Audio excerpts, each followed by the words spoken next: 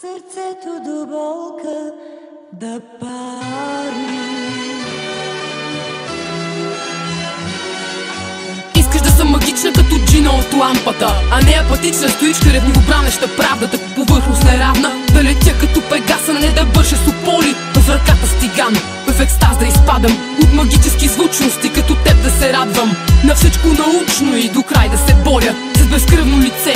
Не човека пък орд да съм управляваш лице. Не ти пука въобще, че строя кули от прах. Стига нощес да съм боен тиран, силен титан посред жаркия ден, а ти призван си да не можеш да бъдеш почтен. Искаш победа на всеки терен, да съм плашеща бездна и черен тотем. Аз съм бяла като сняг и също толкова чиста. Силна съм понякога, но основно на листа. Давам колкото мога, за да се гордееш с мен. За нищо не се моля, използвам всеки момент.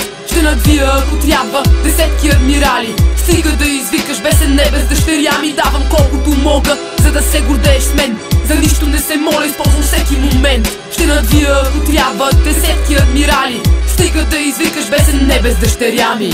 Искаш да умея да общувам със слънцето, да съм твоя панацея и да стрелям с лък дано, да целя мишени от големи разстояния, да съм призвана за гений и да изпълнявам желания. А аз имам само развити фантазми.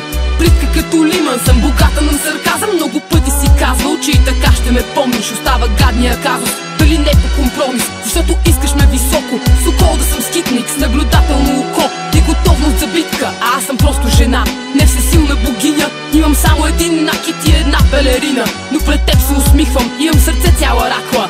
Един единствен смисъл ще откриеш постфактум. И аз съм принцеса, но на цигански табор. Акцентът тук е да знаеш, че обичам те, татко. Давам колкото мога, за да се гордееш с мен. За нищо не се моля, използвам всеки момент. Ще надвия, ако трябва, десетки адмирали. Стига да извикаш бесен небе с дъщеря ми. Давам колкото мога, за да се гордееш с мен. За нищо не се моля, използвам всеки момент. Ще надвия, ако трябва, десетки адмирали. Стига да извикаш бесен небе с дъщеря ми.